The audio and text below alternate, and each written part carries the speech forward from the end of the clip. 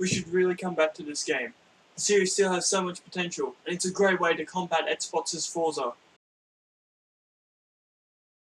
Hey everyone, I'm back, and do you remember Motorstorm? It sounded like it was a one and done deal, like it had a lot of entries in the series, but after the 7th gen, Sony decided to move the dev team to work on DriveClub, another generic racing sim. It's a real shame because Motorstorm was such a unique game, being a chaotic off-road racer with sweet crash effects and awesome vehicular combat, similar to the Twisted Metal games or Demolition Derby. Now the franchise has had many games, but I will categorize these ones as the mainline titles.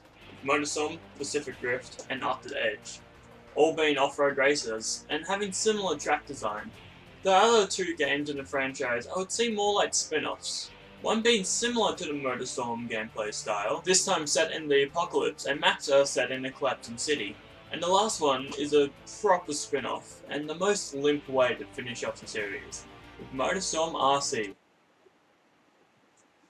What the hell is this? Anyway, let's jump into the first one.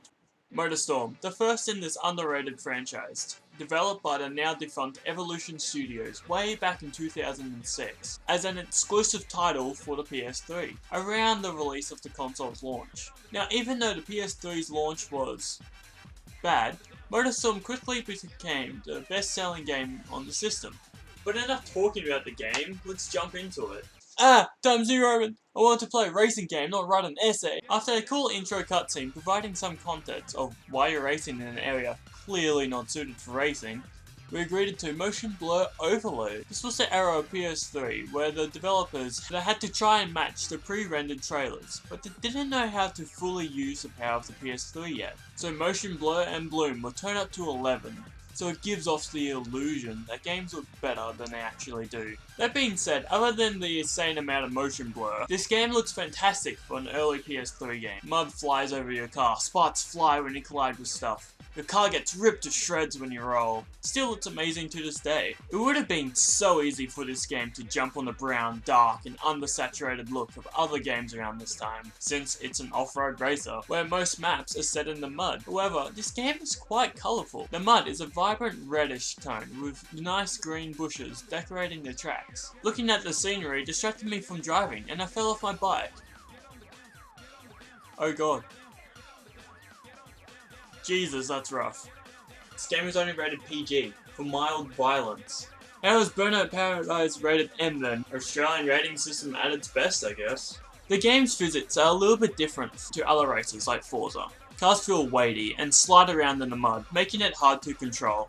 And going downhill feels like a toy car being thrown down some stairs. But this works for the game's favour and adds further chaos and depth to the driving, needing to countersteer much more or use boost to turn sharper. Speaking of boost acts the same as every other game with NOS or Nitro. However, using it too much will turn your car into a New Year's firework display, so you have to manage it very carefully. The track design is why I love Motorstorm games though.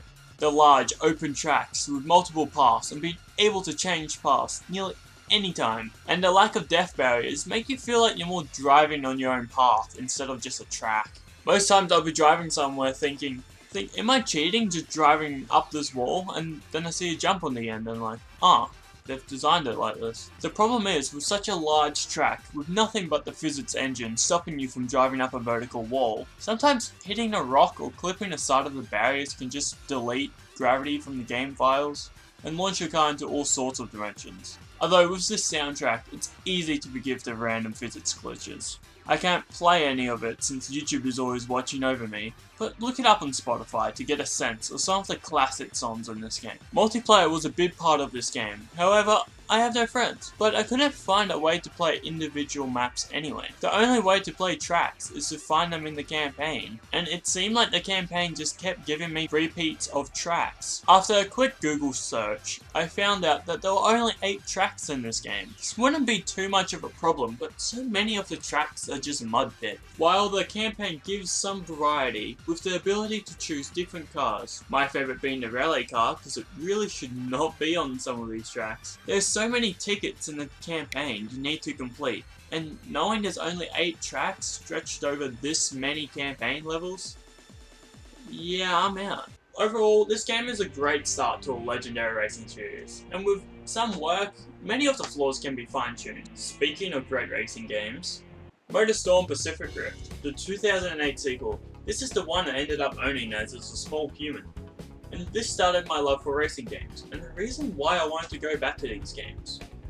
This is actually my original copy of the game, so it must have been good to survive the many bulk trade-in trips during the early days of the PS4. And hey look, the manual has an advertisement for Little Big Planet. How cool. This game got similar reception and sales, despite being released at the same time as big holiday like Little Big Planet and Resistance 2. People say Gears of War 2 might have had an impact, but I doubt an Xbox 360 exclusive game had an effect on the PS3 exclusive game sales. Anyway, let's dive into this. Oh wait, there's an update. True nostalgia. Don't play a game for a week and have to perform a million updates, even years after the game's network servers are down. I swear, there's just one guy at PlayStation making random updates to old games, just so the screen is never forgotten. After another awesome intro cutscene, I picked this guy because I thought he looked like the Stig, and we were greeted by 4 separate campaigns, each one representing an element. Fire Zone has tracks set on volcanoes, Water Zone is set on beaches or tropical rainforests, Earth is set on farms or mud pits, and Air is set on mountains with massive jumps. The presentation in this game is a massive improvement, looking more like a game instead of a business PowerPoint presentation. Motion blur has been toned down a ton, and the variety of map themes really helps distinguish certain tracks. The car combat is also improved with new ram moves you can do at the cost of some boost. Boost is now infected by the environment you're in. If you're near lava or fire, it reaches the danger zone faster.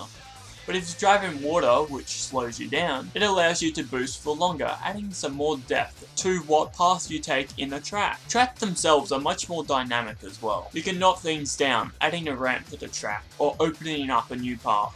Out of the 3 mainline games, I would say this one is the best, which might seem a bit unfair since one's on the PSP, but most problems I had with the first one is solved with this one, like doubling the amount of tracks, and each one being so different from the last.